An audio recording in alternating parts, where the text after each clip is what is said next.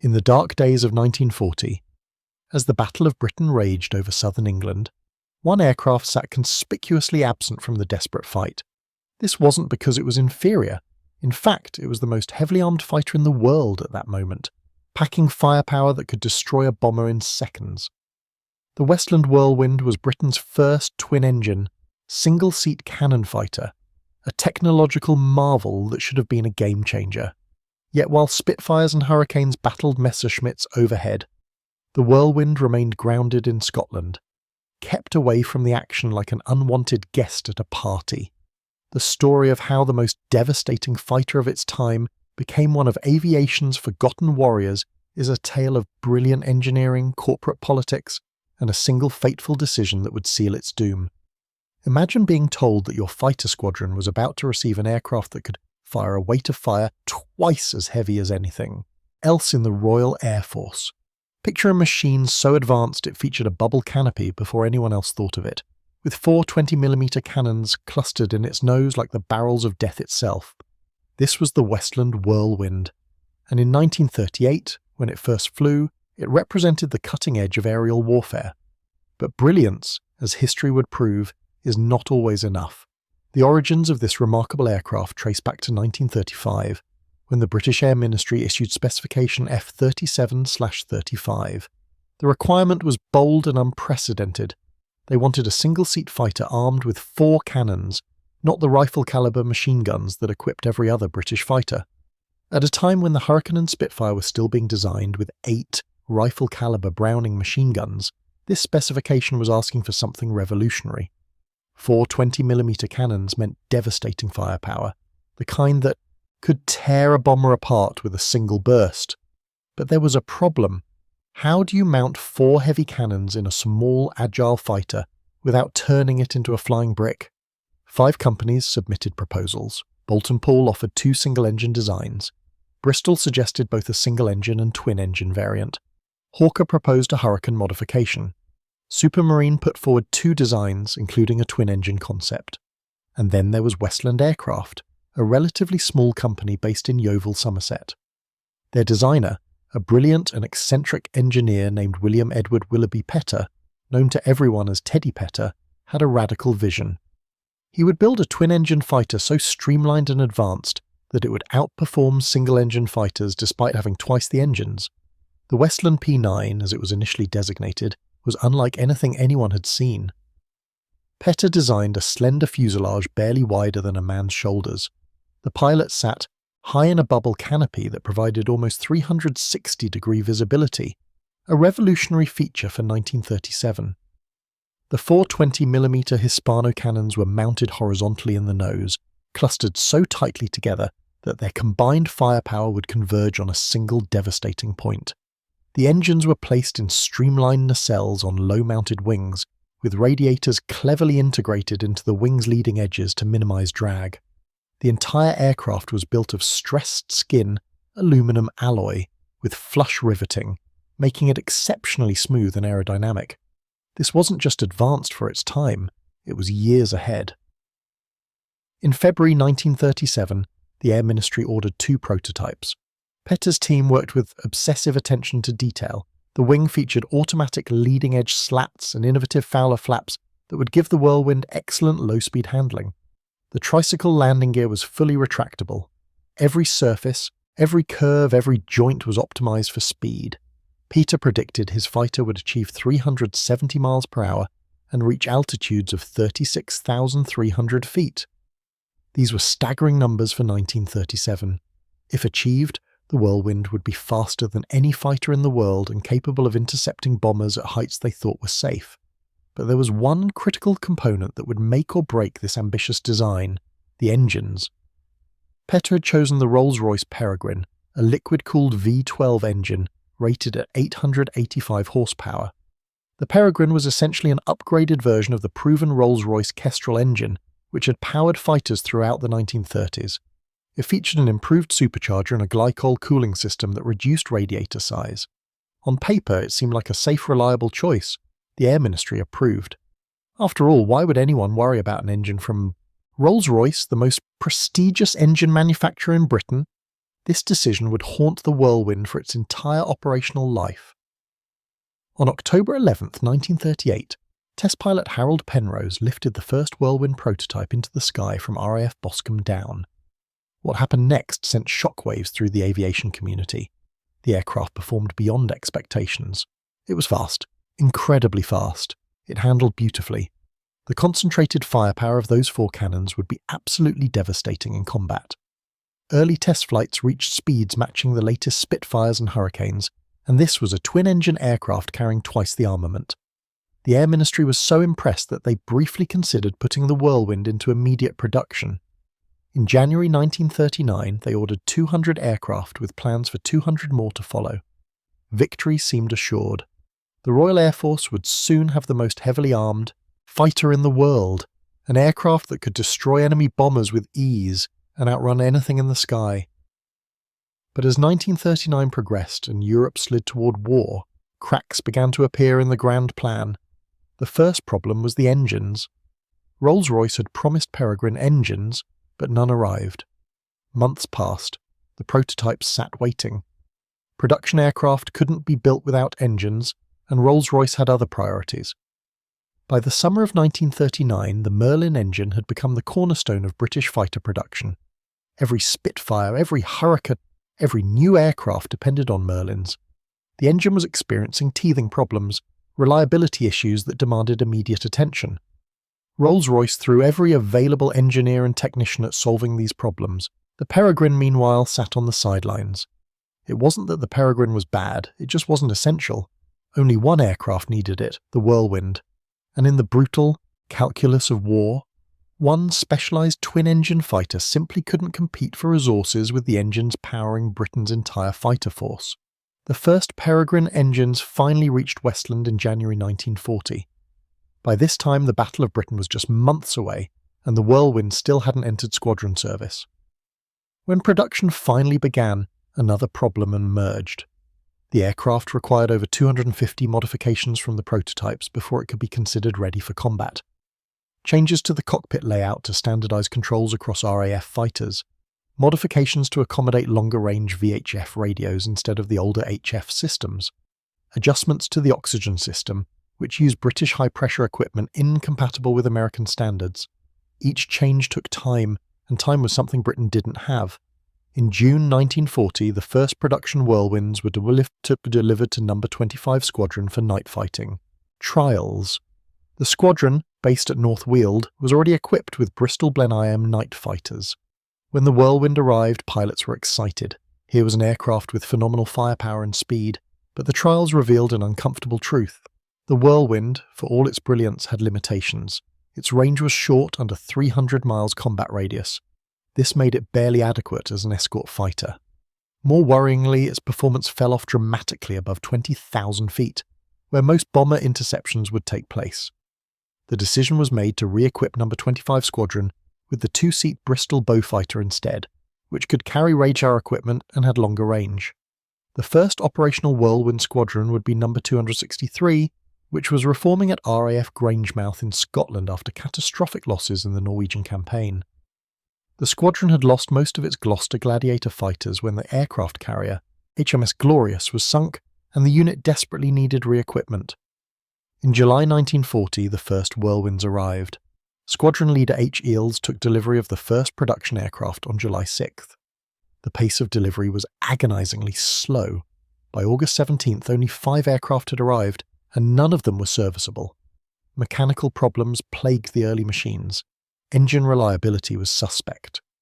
The complex radiator system, with its automatic shutters that closed when landing flaps were deployed, caused overheating issues, and the Peregrine engines themselves were showing disturbing tendencies to lose power at altitude. Meanwhile, over southern England, the Battle of Britain was reaching its crescendo. Every fighter was desperately needed. Hurricanes and Spitfires were being shot down daily.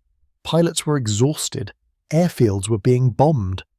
And in Scotland, No. 263 Squadron sat with their Whirlwinds, unable to join the fight. Air Chief Marshal Hugh Dowding, the head of RAF Fighter Command, made a brutal assessment. On October 17, 1940, he stated that 263 Squadron could not be moved south because there was no room for passengers in the battle. The implication was clear. The Whirlwind, despite its fearsome armament, was not ready for prime time. This was the moment when the Whirlwind's reputation began its long, slow decline. Whispers spread through the RAF. The twin-engine fighter was too temperamental. Its engines couldn't be trusted. It was fast at low altitude, but useless high up where the real fighting happened. Some of these criticisms were fair. Others were the result of circumstances beyond the aircraft's control, but perception became reality, and the Whirlwind gained a reputation as an exotic but unreliable machine. Yet the pilots who actually flew the Whirlwind told a different story. Those who mastered its quirks spoke of it with genuine affection. The aircraft handled beautifully, at low altitude.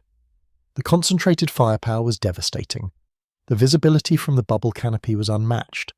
Sergeant G.L. Buckwell of No. 263 Squadron, who was shot down over Cherbourg, later said the Whirlwind was great to fly, and that those who flew it were a privileged few. The problem wasn't the aircraft itself. The problem was that it had been designed for a war that was rapidly changing around it. By December 1940, No. 263 Squadron finally became operational at RAF Exeter. The squadron's role shifted from high-altitude bomber interception to convoy patrols and offensive sweeps over the English Channel. And here, at low altitude, the Whirlwind finally found its element. On February 15, 1941, a Whirlwind scored its first confirmed kill, destroying an Arado 196 floatplane. Throughout 1941, the squadron escorted bombers on daylight raids to occupied France, attacked German E-boats in the Channel, and conducted low-level strafing runs against ground targets. The 4 20mm cannons proved brutally effective. Pilots discovered that they could destroy locomotives with a single burst. German coastal defences fell under the concentrated fire. Ships were torn apart. In September 1941, No. 137 Squadron formed as the 2nd Whirlwind Unit, based at RAF Charmy Down. This squadron initially focused on night fighting and intruder missions before shifting to daylight ground attacks. Between the two squadrons, the Whirlwind began to prove its worth, not as the high-altitude interceptor it was designed to be, but as a devastating ground attack platform. In the summer of 1942, both squadrons had their aircraft modified to carry two 250-pound or 500-pound bombs under the wings. These modified aircraft were nicknamed Whirlibombers, and they excelled in low-level cross-channel raids. The Whirlibombers conducted what were called rhubarb missions, low-level sweeps attacking targets of opportunity in occupied France and Belgium. These were dangerous operations, flown at treetop height to avoid German radar and anti-aircraft defences.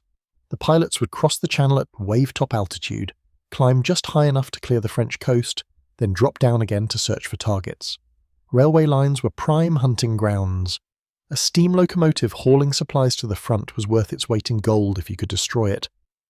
The Whirlwind's 4 cannons could punch through a locomotive's boiler with ease, releasing superheated steam that would disable the engine and often wound the crew. One pilot from No. 137 Squadron destroyed 4 locomotives in a single mission, a feat that earned him immediate recognition and demonstrated just how devastating the concentrated firepower could be. In their first 6 months of fighter-bomber operations, No. 137 Squadron hit 37 goods trains, 16 at night and the rest during daylight. This was no small achievement. Finding and attacking trains required skill, nerve, and split-second timing. The pilot had to spot the train, often just a plume of smoke in the distance, dive to attack altitude, line up the shot while trees and telegraph poles flashed past the wings, fire at exactly the right moment, then pull up sharply to avoid flying into the debris. Get it wrong and you'd fly straight into the ground or into your own ricochets bouncing back from the target.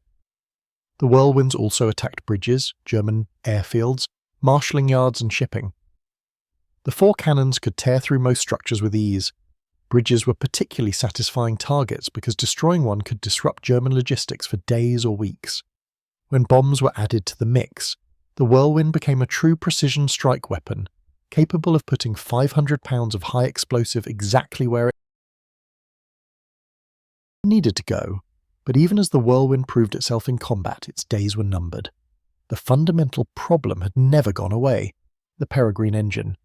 Throughout 1940 and 41, Rolls-Royce struggled to keep up with Merlin production. The Peregrine was discontinued in 1942. No more engines would be built. This meant no more Whirlwinds could be produced. The last Whirlwind was delivered to the RAF in January 1942. Total production, 112 aircraft plus the 2 prototypes. For comparison, over 20,000 Spitfires would eventually be built. Westland desperately tried to save their aircraft. They proposed a Whirlwind Mark II powered by improved Peregrines that would produce 1,010 horsepower and use 100-octane fuel. Rolls-Royce rejected the proposal. They even suggested fitting Merlin engines, which would have given the Whirlwind nearly 3,000 horsepower and a predicted top speed of 410 miles per hour with a ceiling of 37,000 feet. The Air Ministry turned this down as well. A Merlin-powered Whirlwind would have required substantial redesign. The Merlin was physically larger and 1/3 heavier than the Peregrine. The entire nacelle would need to be redesigned. And with Merlin production already stretched to the limit supplying Spitfires, Hurricanes, Lancasters and a dozen other types, there simply wasn't capacity to spare for a specialised twin-engine fighter that only 2 squadrons flew. There was another factor few people discuss. Recent historical research has revealed that the Whirlwind's altitude problems might not have been entirely the Peregrine's fault. The prototype that underwent official testing at RF Boscombe Down performed excellently, achieving the predicted ceiling and speed. But production aircraft fell short. The difference: the propellers. The prototype used a specialised Rotol propeller design. Production aircraft receives standard de Havilland-Hamilton propellers. These propellers, while perfectly adequate for most applications, suffered from efficiency losses at higher altitudes due to blade tip compressibility effects. The Whirlwind's designer, Teddy Petter, blamed the engines. Rolls-Royce blamed the installation. The truth was probably somewhere in between. But by the time anyone understood the problem, it was too late. The Whirlwind's operational career continued through 1942 and 43. The 2 squadrons became highly proficient at their specialised role. The pilots developed tactics specifically suited to the aircraft's strengths. They learned to use the Whirlwind's speed at low altitude to get in and out of target areas before German defenders could react. They discovered that attacking at dawn or dusk provided the best light for spotting targets, while making it harder for anti-aircraft gunners to track them. They found that the concentrated nose armament allowed them to strafe targets with deadly accuracy. Night operations were particularly challenging but also remarkably effective at disrupting German enemy logistics. German supply convoys often ran at night to avoid Allied air attack. The Whirlwind pilots learned to hunt these convoys in darkness, using moonlight and their excellent visibility from the bubble canopy to spot targets. The concentrated firepower meant they could destroy targets with short bursts. These night intruder missions took enormous courage and skill. Between September 1942 and November 1943, Whirlwinds flew 1,427 combat sorties. 698 of those were against shipping targets. The aircraft proved remarkably effective at ship busting, a role that required both precision and nerve. Attacking a ship meant flying straight at it, while anti-aircraft fire tried to swat you from the sky. German vessels in the English Channel, particularly the fast E-boats, that raided British coastal convoys, learned to fear the sudden appearance of Whirlwinds skimming over the waves, 4 cannons blazing, bombs falling with deadly accuracy. The 20mm shells could penetrate ship hulls, starting fires and causing havoc below decks. A 500-pound bomb hitting a small vessel would often break its back. The Whirlwind's concentrated firepower meant it could hit hard and get out fast, a crucial advantage in the heavily defended waters of the Channel, where staying in one place for more than a few seconds meant certain death. But attrition was taking its toll. With no new aircraft being produced, every loss was permanent. Mechanical failures became more common as the existing fleet aged. Spare parts grew scarce. Ground crews performed miracles keeping the aircraft flying, often cannibalizing wrecked machines for parts, but there were limits to what could be done. By mid-1943, newer aircraft like the Hawker Typhoon and the Saudi, Havelock and Mosquito were entering service. These aircraft could perform the Whirlwind's ground attack role while also serving in other capacities.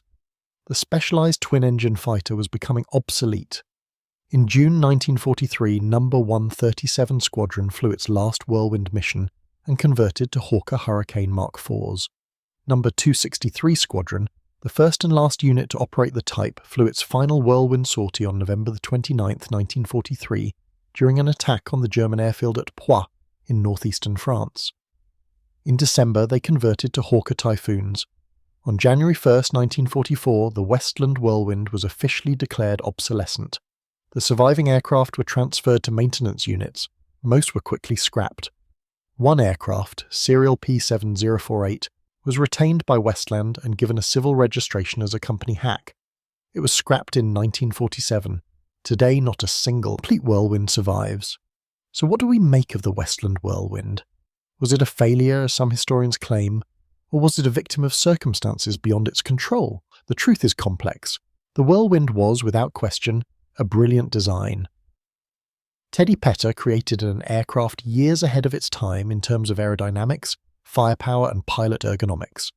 The bubble canopy, the concentrated nose armament, the clean streamlined design, all of these features would become standard on fighters in later years. The Whirlwind proved that a twin-engine, single-seat fighter could work if designed properly. But the aircraft was also fundamentally compromised by its reliance on the Peregrine engine. This wasn't entirely Westland's fault. When the Whirlwind was designed, the Peregrine seemed like a safe choice. It was based on the proven Kestrel and promised adequate power without the unknowns of newer engines.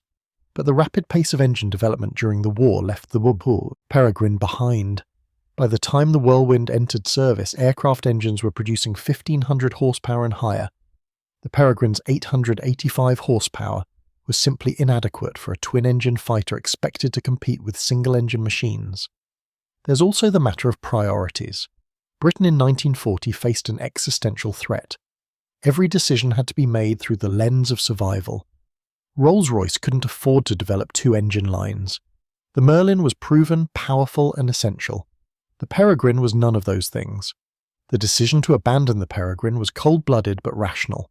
Similarly, the decision not to redesign the Whirlwind for Merlin engines made sense. The resources required would have been enormous, and the result would have been an aircraft serving a role that other types could fill adequately. Yet despite all these limitations, the Whirlwind compiled an impressive combat record. In the hands of skilled pilots operating in the role it was best suited for, it was a devastating weapon. The concentrated firepower of 4 20mm cannons was unmatched. Pilots loved the visibility and handling. The aircraft was stable, predictable, and deadly accurate as a gun platform. In ground attack and anti-shipping roles, it excelled. The problem was never that the Whirlwind was bad at its job. The problem was that the RAF needed fighters that could do multiple jobs, and the Whirlwind was a specialist in an age demanding generalists. There's a certain tragedy in the Whirlwind story. It arrived too late for the Battle of Britain, where its firepower might have made a difference. It was handicapped by engine problems partly beyond the manufacturer's control and partly the result of propeller incompatibility that went unrecognised. It served brilliantly in the role it found for itself, only to be retired when the war moved on and more versatile aircraft became available. And today, it's largely forgotten, overshadowed by the Spitfire, Hurricane and Mosquito. But for those who flew it, the Whirlwind was something special. Francis K. Mason, the respected aviation historian, summed it up well. He noted that given the small number of Whirlwinds produced, the type remained in combat service virtually unmodified for a remarkably long time. The Whirlwind, once mastered, shouldered extensive responsibilities, and the two squadrons were called upon to attack enemy targets from one end of the channel to the other, by day and night. This was high praise for an aircraft often dismissed as a failure. The legacy of the Westland Whirlwind is complex. It demonstrated that concentrated nose armament was superior to wing-mounted guns, a lesson that would influence jet fighter design decades later. It showed that twin-engine fighters could be fast and manoeuvrable if designed properly. It proved that specialised ground attack aircraft had a place in modern warfare. But it also illustrated the dangers of building aircraft around engines with limited development potential and the risks of creating specialised platforms in an era demanding flexibility. In the final analysis, the Westland Whirlwind was neither the game-changing superweapon it might have been, nor the abject failure some claimed. It was a good aircraft, sometimes a great aircraft, held back by shifts, circumstances and compromises. In another timeline, with Merlin engines and better propellers, it might have become legendary. In our timeline, it remains a fascinating footnote, a reminder that brilliant engineering isn't always enough, and that even the best designs can fall victim to the harsh realities of war. The men of No. 263 and No. 137 squadrons knew the truth. They flew the Whirlwind in combat, faced German fighters and flak, and brought the aircraft home against the odds. They destroyed locomotives, ships, and airfields. They proved that an aircraft dismissed by some as a failure could be, in the right hands, a deadly weapon. Their story deserves to be remembered, as does the aircraft they flew with such skill and courage. The Westland Whirlwind may not have changed the course of the war, but it certainly made its mark, one devastating cannon burst at a time.